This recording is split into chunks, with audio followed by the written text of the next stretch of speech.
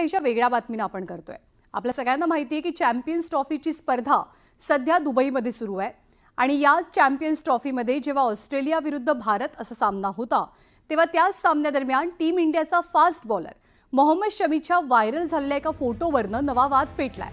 या फोटोमध्ये मोहम्मद शमी क्रिकेट मॅचच्या दरम्यान एनर्जी ड्रिंक घेताना दिसतोय।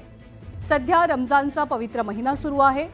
या काळामध्ये मुस्लिम बांधव उपवास ठेवतात, मात्र शमीनं उपवास न ठेवता एनर्जी ड्रिंक घेतल्याचं दिसल्यामुळे ऑल इंडिया मुस्लिम जमातचे राष्ट्रीय अध्यक्ष मौलाना शहाबुद्दीन रिझवी यांनी संताप व्यक्त केलाय।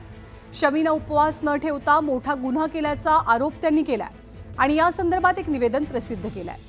इस्लाममध्ये रोजा ठेवणं हे कर्तव्य मानलं जातं, म्हणून मोहम्मद शमीनं उपवास न ठेवता मोठा गुन्हा केल्याचं त्यांचं निवेदनातनं म्हणणं आहे आणि यावरनं आता दोन मतप्रवाह सुद्धा पुढे येऊ लागलेत।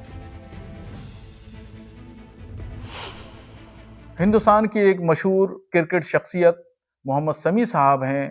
उन्होंने क्रिकेट के दरमियान पानी पिया या कुछ और चीज पी। तमाम लोग उनको देख रहे थे और इस दरमियान जब वो खेल रहे हैं तो इसका मतलब वो सेहतमंद हैं, तंदुरुस्त हैं, तवाना हैं। अब ऐसी कंडीशन में उन्होंने रोजा नहीं रखा और रोजा न रख करके फिर उन्होंने पानी भी पिया।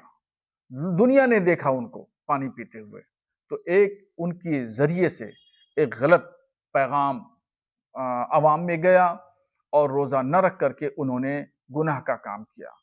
तो उनको ऐसा नहीं करना चाहिए और वो शरीयत की नजर में वो मुजरिम हैं और गुनहगार हैं। खुदा के यहाँ उनको जवाबदेह होना पड़ेगा।